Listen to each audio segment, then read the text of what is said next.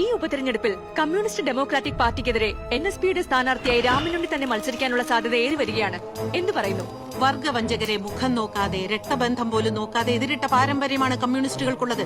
രാമനുണ്ണിയാണ് NSP സ്ഥാനാർത്ഥിയെങ്കിൽ ആ രാഷ്ട്രീയ ഹിജടയ്ക്കെതിരെ പ്രവർത്തിക്കാൻ മുൻനിരയിൽ തന്നെ ഉണ്ടാവും ഈ ഞാൻ. എന്തായാലും ആയിക്കരയിലെ ഈ ഉപതെരഞ്ഞെടുപ്പ് കേരള രാഷ്ട്രീയത്തെ പിടിച്ചു കുലുക്കുമെന്ന കാര്യം ഉറപ്പാണ്. രാമനുണ്ണിയുടെ രാഷ്ട്രീയ ഭാവി എന്തായി തീരും? ഏതാ സാറേ ഈ കുറഞ്ഞതല്ല? എന്നെ പെറ്റ എന്റെ സ്വന്തം തള്ളയാടോ. അയ്യോ സോറി സാറേ, അറിയില്ലായിരുന്നതാ. സാരില്ലേട്ടാ. വേനിച്ചോ? അയ്യോ ഇല്ല സാറേ. ഇല്ലേ? ഇപ്പൊ കുറച്ച് വേന എടുക്കുന്നുണ്ട് സാറേ. ആ നല്ല കുട്ടി.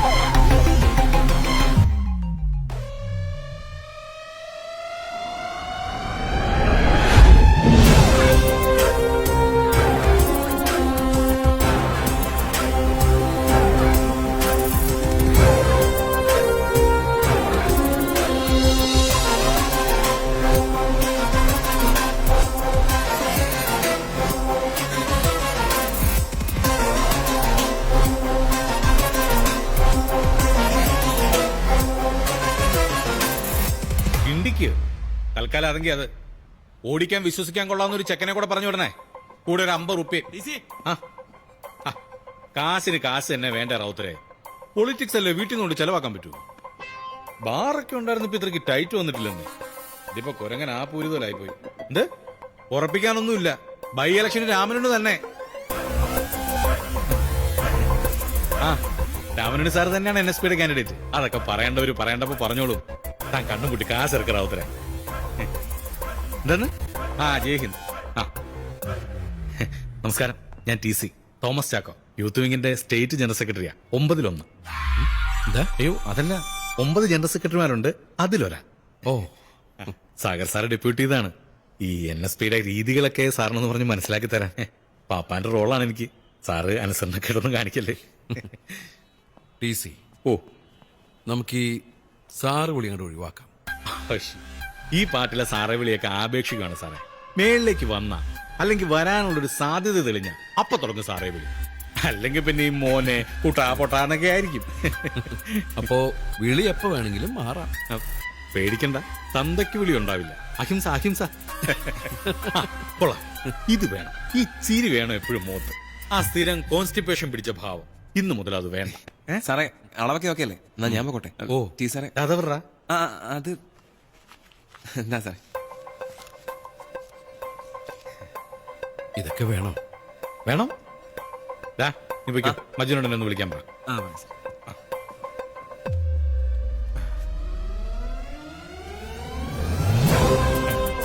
നല്ല ഐശ്വര്യമായിട്ടുണ്ട്. പാഠം 1: മനസ്സിലില്ലാത്തത് മുഖത്ത് വേണം, മനസ്സിലുള്ളത് മുഖത്ത് വരാനേ പാടില്ല.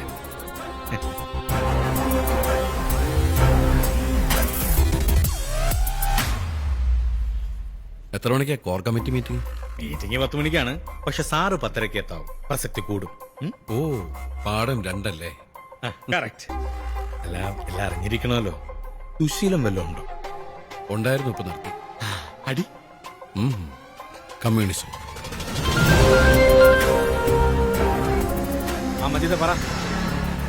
അതെ, 55 ബിരിയാണി, 35 ചിക്കനും 20 മട്ടനും.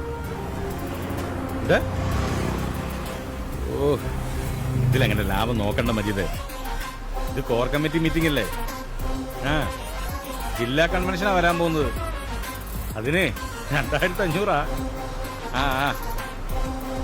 ശരി വെച്ച. ഓ, ഈ കോർ കമ്മിറ്റി മീറ്റിംഗ് എന്ന് പറയുന്ന ഒരു ചടങ്ങ് മാത്രം. സാഗർ സാർ എടുക്കുന്ന തീരുമാനമാണ് തീരുമാനം. ഉദയഭാനുവിനെ ഒന്ന് ഒതുക്കുക എന്നുള്ളതും സാഗർ സാറിന്റെ ഒരു അജണ്ടയാ. എന്താ നിന്റെ പേര്? പുഷ്പൻ. നീ റാവുത്തറുടെ കൂടെ ഇപ്പൊ എത്ര നാളായി? ഒരു 6 വർഷമായി. നിനക്ക് രാഷ്ട്രീയം ഇതുവരെ ഇല്ല സാർ. അത് നന്നായി. അങ്ങനെ തന്നെ വേണം. നന്നായിട്ട് അധ്വാനിച്ച് ജീവിക്കണം കേട്ടോ. ശരി സാർ. അതെന്തിനാ നാട്ടുകാരെ പ്രാക്ക് മേടിച്ചു കൂട്ടുന്നു? എന്തൊരു കോമഡിയാന്ന് നോക്കിയേ. കഴിഞ്ഞ ഇലക്ഷന് രാമനുണ്ണിയോട് തോറ്റ ഉദയഭാനു ഈ ബൈ ഇലക്ഷന് രാമനുണ്ണിക്ക് വേണ്ടി വോട്ട് പിടിക്കും. എന്തല്ലേ? നന്നായി അത്. നാട്ടുകാർക്ക് അങ്ങനെ തന്നെ വേണം. ആ നേരെ നോക്കി ഓടിക്കും. ഈ സാഹചര്യത്തിൽ ഉപതെരഞ്ഞെടുപ്പിലെ വിജയസാധ്യത മുന്നിൽ കണ്ടിട്ടുള്ള ഒരു ആലോചന മാത്രമാണിത്. പാലക്കാട്ട് ജില്ലാ പ്രസിഡന്റ് എന്ന നിലയിൽ ഉദയഭാനു ആദ്യം സംസാരിക്കട്ടെ.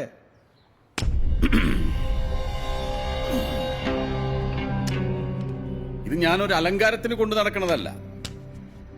ജില്ലയിൽ പാർട്ടി പിടിച്ചു നിർത്താൻ ഞാൻ നടത്തിയ ദുർനടപ്പിന് എനിക്ക് കിട്ടിയ സമ്മാന. ഉടുക്കണ വെള്ളയില് ചളിയും ചോരയും പുറലാണ്ട് നോക്കണ നിങ്ങളുടെ ഒന്നും അഹിംസ ഉണ്ടല്ല. ജീവൻ പോലും നോക്കാണ്ട് നേർക്ക് നേരെ അടിച്ചു നിന്നിട്ടാ ഈ ഉദയഭാനു ജില്ലയിൽ പാർട്ടിക്ക് ഒരു അഡ്രസ് ഉണ്ടാക്കിയത്. കാശും കള്ളും കൊടുത്ത് ആളെ വിട്ട് ചെയ്യിച്ചിട്ടില്ല. ഒന്നും നേർക്ക് നേരെ ചെയ്തിട്ടുണ്ട്. ഈ കൈകൊണ്ട് കേട്ടാ പേടിക്കണ പലതും. എന്റെ ഒരു കാല് പോയപ്പോ സങ്കടം കൊണ്ട് കണ്ണു നിറഞ്ഞൊരു പലരും ഉണ്ട് ഇവിടെ. പക്ഷെ അത് എന്റെ തല പോകാഞ്ഞതിലുള്ള സങ്കടം കൊണ്ടായിരുന്നു എന്ന് പിന്നാണ് എനിക്ക് മനസ്സിലായത്. ഒരു മതില് ബുക്ക് ചെയ്യാനോ പോസ്റ്റർ ഒട്ടിക്കാനോ എന്തിന് റോട്ടുമൽ ഇറങ്ങി നിന്ന് 2 വാക്ക് സംസാരിക്കാനോ പോലും ഈ സഖാക്കൾ സമ്മതിക്കാതിരുന്ന ഒരു കാലത്തുനിന്നാണ് 2 ലക്ഷം പേരെ നിരത്തി നിർത്തി ജില്ലാ സമ്മേളനം നടത്താവുന്ന ഒരു ലെവലിലേക്ക് ഞാനിതെല്ലാം കൊണ്ടുവന്ന് എത്തിച്ചത്. ഭാനു, ഇതൊക്കെ എല്ലാവർക്കും അറിയാവുന്ന കാര്യമല്ലേ? ഓർമ്മിപ്പിച്ചതാ പ്രസിഡന്റ്, ഒന്ന് ഓർമ്മിപ്പിച്ചതാ. വടക്കോട്ട്, അതായത് ഞങ്ങളുടെ നാട്ടിലൊക്കെ ഒരു ചൊല്ലുണ്ട്, സൂര്യോനെ ചുമന്ന ചുമന്നോന് നാറുന്നു. നിങ്ങൾ കേട്ടിട്ടുണ്ടാവും. എന്നെ കൊണ്ട് ഈ രാമനുണ്ണിയെ ചൊമ്പിക്കാനുള്ള ബുദ്ധി ഈടെ ആരുടെ ആണെങ്കിലും പ്രസിഡന്റ്, ഞാൻ പറയാ അത് വെറുതെയാ. നമസ്കാരം സഖാവേ. അയ്യോ ക്ഷമിക്കണം, ശീലക്കേടിന്റെ പ്രശ്ന ഇനി ഉണ്ടാവില്ല സാർ, ഉറപ്പ്. നമസ്കാരം, എല്ലാവർക്കും നമസ്കാരം. കഴിഞ്ഞ തവണ വെറും 1400 വോട്ടിനാണ് ഞാൻ ഈ സഖാവ് രാമനുണ്ണിയോട് തോറ്റത്. ഇത്തവണ CDP ആരെ നിർത്തിയാലും മിനിമം 10,000 വോട്ടിനെങ്കിലും ഞാൻ ജയിക്കും എന്നുള്ളത് ഉറപ്പാ. ഭാനുവിന്റെ യോഗ്യതയല്ലല്ലോ ഇവിടുത്തെ വിഷയം. ഇത് ഉപതെരഞ്ഞെടുപ്പ് മുന്നിൽ കണ്ടിട്ടുള്ള ചർച്ച മാത്രമാണ്. പ്രസിഡന്റ്, ചർച്ച എന്ത് ഇമേജാന്ന് ഈ രാമനുണ്ണിക്ക് മണ്ഡലത്തിലുള്ളത്? വളർത്തി വലുതാക്കി പഠിപ്പിച്ച് വക്കീലാക്കി MLA ആക്കിയ പാർട്ടിയെ തന്നെ ചതിച്ചാളാ. ഓരോ തന്നെ അമ്മന്റെ ഭാഷയിൽ പറഞ്ഞാല് വർഗവഞ്ചകൻ. നിന്നാ പച്ച തൊടുവോ? പിന്നെ കഴിഞ്ഞ തവണത്തെ ഇലക്ഷനിൽ തള്ളവരലുമ്മ കുത്തി നിന്ന് ഈ രാമനുണ്ണിക്കെതിരെ വർക്ക് ചെയ്ത പ്രവർത്തകരോട് ഇത്തവണ നിങ്ങൾ രാമനുണ്ണിക്ക് വേണ്ടി വർക്ക് ചെയ്തളാ, ഇതൊക്കെ രാഷ്ട്രീയല്ലടോ, എല്ലാം മറന്നുകളാന്നുള്ള ഒലക്കമ്മലത്തെ ന്യായം പറയാൻ നിങ്ങൾക്ക് പറ്റും, എനിക്ക് പറ്റൂല.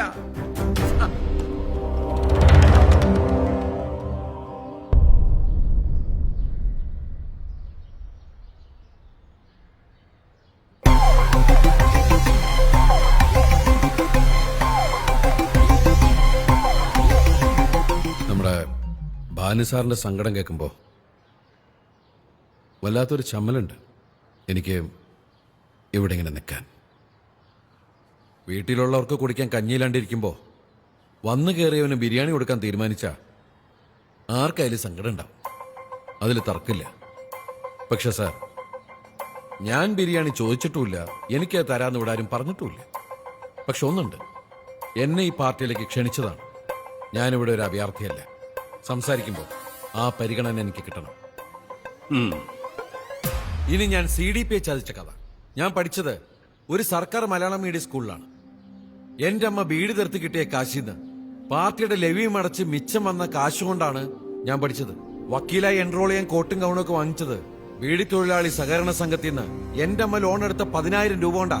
പിന്നെ പാർട്ടി മത്സരിക്കാൻ സീറ്റ് എന്നത് അതെന്നെ വളർത്തി വലുതാക്കാൻ വേണ്ടിയിട്ടൊന്നുമല്ല. ആണ്ടുതോറും സഖാവ് രാഘവൻ രക്തസാക്ഷി ദിനം കൊണ്ടാടുന്ന മണ്ണില് ആ രക്തസാക്ഷിയുടെ മകന് മറ്റാരേക്കാളും വിജയസാധ്യത ഉള്ളതുകൊണ്ടാണ്. മണ്ഡലത്തിലെ ആ വികാരമാണ് ഭാനുസാറിന് 1400 വോട്ടിന് തോൽപ്പിച്ചതും എന്നെ ജയിപ്പിച്ചതും.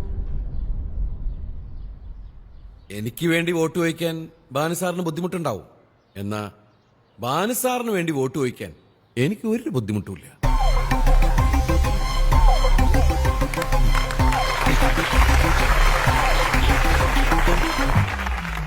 എന്റെ അച്ഛൻ CDPയുടെ രക്തസാക്ഷിയായത് ഈ പാർട്ടിയിലെ ആളുകളുടെ കൈകൊണ്ടാണ്.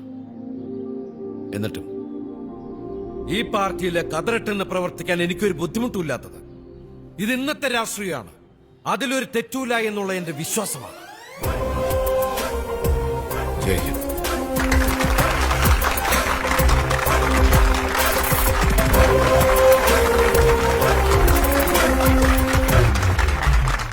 ആ മതി. ഉദയഭാനു തീരുമാനമൊന്നും എടുത്തില്ലല്ലോ. തീരുമാനങ്ങളൊക്കെ എടുത്തിട്ടാണല്ലോ നിങ്ങൾ മീറ്റിംഗ് തുടങ്ങിയത്. കൈയടിക്കാൻ കൂടുന്നില്ല എന്നേ ഉള്ളൂ.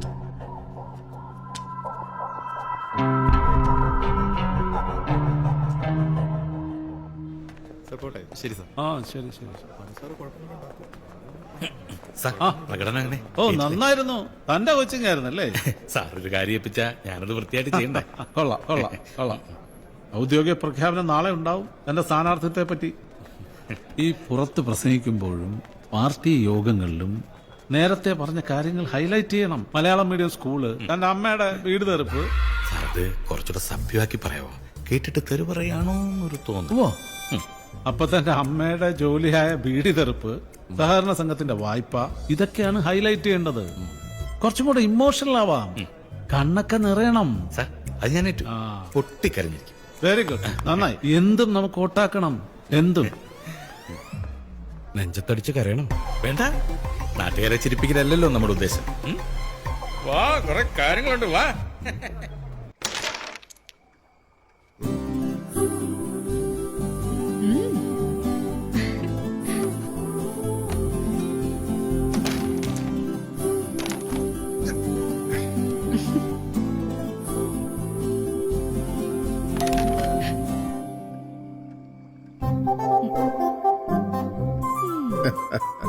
പോയി നോക്ക്.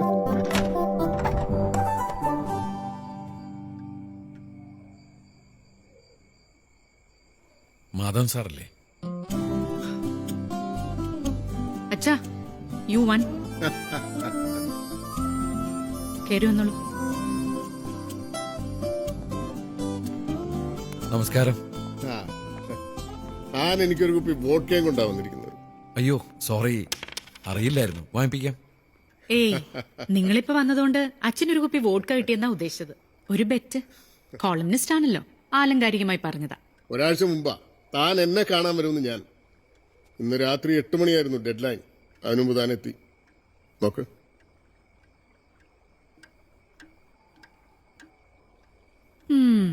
എനിക്കൊരു കുപ്പി വോഡ്ക നഷ്ടം. നോക്കുന്ന ഒരു കൈ ഏതാ? സിൽവർ. അല്ല, സാർ എന്ന് മുതൽ തുടങ്ങി അതീന്ദ്രിയം പ്രാക്ടീസ് ചെയ്യാൻ? എടോ, എന്നെ പാർട്ടിയിൽ നിന്ന് പുറത്താക്കിയിട്ട് കൊല്ലം 18ആയി. അതിനുശേഷം പലരും പുറത്തായി. അവരൊക്കെ പുറത്തായി ഒരാഴ്ചക്കുള്ളിൽ എന്നെ വന്ന് കണ്ടിട്ടുമുണ്ട്. പോരെ അതീന്ദ്രിയത്തിന്റെ കുട്ടൻസ്. ആ പട്ടിയൽ എന്നെ പെടുത്തണ്ട സാർ. ഒരേ തൂവൽ പക്ഷി എന്ന നിലയ്ക്ക് വന്നതല്ല. ഒരുപാട് വായനക്കാരുള്ള കോളമിസ്റ്റും രാഷ്ട്രീയ നിരീക്ഷകനും ഒക്കെ അല്ലേ സാർ? സഹായം തേടി വന്നതാ. എഴുതുമ്പോ തടുക്കാൻ പറ്റുന്ന അടി എനിക്ക് തരാവൂ. അടിയോ? എന്തായിരുന്നു ഈ പുറത്താക്കാനും മാത്രമുള്ള ഇഷ്യൂ? ആശയപരം? അല്ല, കായികപരം. എന്ത് പാർട്ടി നയമായാലും ആ തീരുമാനം ശരിയാണെന്ന് എനിക്ക് തോന്നിയില്ല. അതുകൊണ്ട് തന്നെയാണ് സബ്ജക്ട് കമ്മിറ്റി മീറ്റിംഗിൽ ഞാൻ കൈവക്കാതിരുന്നത്. പാർട്ടിക്ക് ഒരു തീരുമാനമുണ്ട്. അതിനുവേണ്ടി കൈവക്കാനാണ് നിന്നെ അങ്ങോട്ട് വിട്ടത്. നിന്റെ തെറ്റിന് ശരിക്കും ഒപ്പം നീ നിന്റെ വീട്ടിൽ കയറി കൈവക്കാൻ മതി.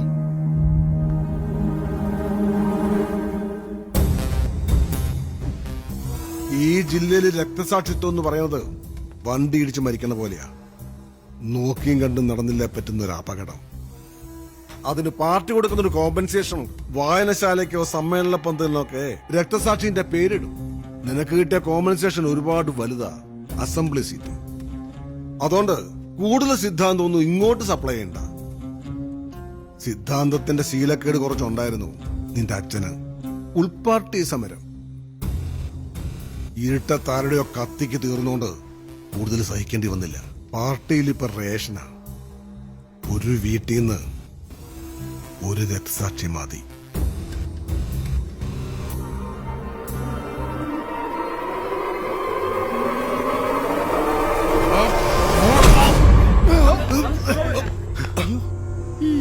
അത് കലക്കി. ഇതിപ്പോ ചവിട്ടാനും മാത്രമൊക്കെ ഉണ്ടോ? ഒരു നിമിഷം കയ്യിന്ന് പോയി. കട്ടൻ താല്പര്യമില്ലെങ്കിൽ ദ്രാവകൻ റെഡി. ആ, അത് കലക്കും.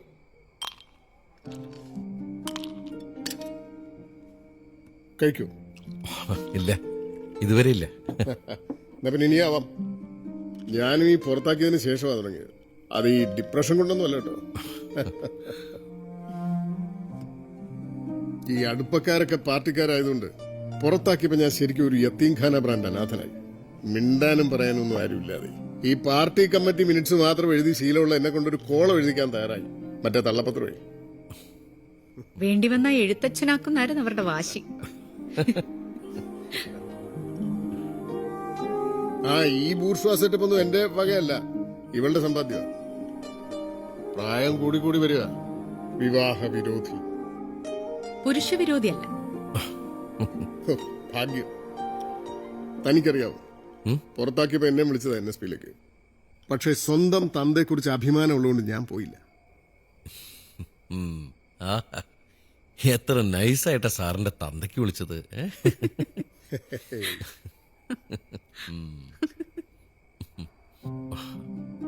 സാർ, ഇത് കുറേയേറെ വഷളാന്നറിയാൻ പാടില്ല. പക്ഷെ കുറച്ചു നാളത്തേക്ക് എല്ലാം ഒന്ന് നോർമൽ ആവണവരെ എനിക്ക് ചവിട്ടി നിൽക്കാൻ ഒരിടം വേണം. അതാണ് NSP. ഹലോ. ആ റെഡിയാണ്. 1-2 ചെറിയ കറക്ഷൻസ് ഞാനൊന്ന് ശരിയാക്കിയിട്ട് ഇപ്പൊ തന്നെ മെയിൽ ചെയ്യാം. ഒറ്റ മിനിറ്റ്. നാളേക്കുള്ള കോളമാണ്. ആയിക്കരയും രാമനുണ്ണിയൊക്കെയാണ് വിഷയം. കൊല്ലു. രാമനുണ്ണിയുടെ റിക്വസ്റ്റ് ഇട്ടിട്ടുണ്ട്. അതാണ് ഈ കറക്ഷൻസ്. ഹോ, ഭാഗ്യം.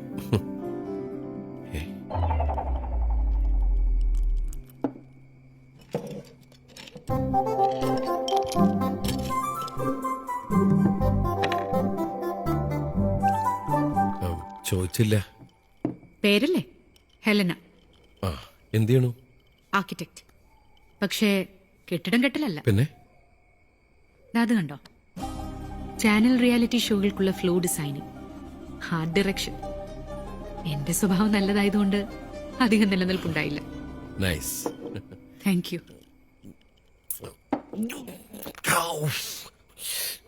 സോറി, വെള്ളം വിചാരിച്ച്. രുചിച്ചു പോയില്ലേ? അങ്ങ് ഫിനിഷ് ചെയ്തേക്ക. വേണ്ട വേണ്ട, വെളിവും ബോധമൊക്കെ കുറച്ച് കൂടുതൽ വേണ്ട സമയാ. അതുകൊണ്ട് പല ചാനലുകളായി art director, program producer, program director, അവസാനം ഒരു Hindi cinema as an art director. അതോടെ സിനിമയും നിർത്തി. ഇപ്പോ ഒരു ഓൺലൈൻ ചാനൽ തുടങ്ങാനുള്ള ഓട്ടത്തിൽ. Oh, yes, a different approach. ഒരു സംഭവമാണ്. അല്ല, പരസ്പരം അറിഞ്ഞു കഴിഞ്ഞ സ്ഥിതിക്ക് നമുക്കിതൊന്ന് പ്രൊസീഡ് ചെയ്താലോ? ആ, തുടങ്ങി. ഒരച്ഛന്റെ രോദനമല്ലേ? ആന്നേ.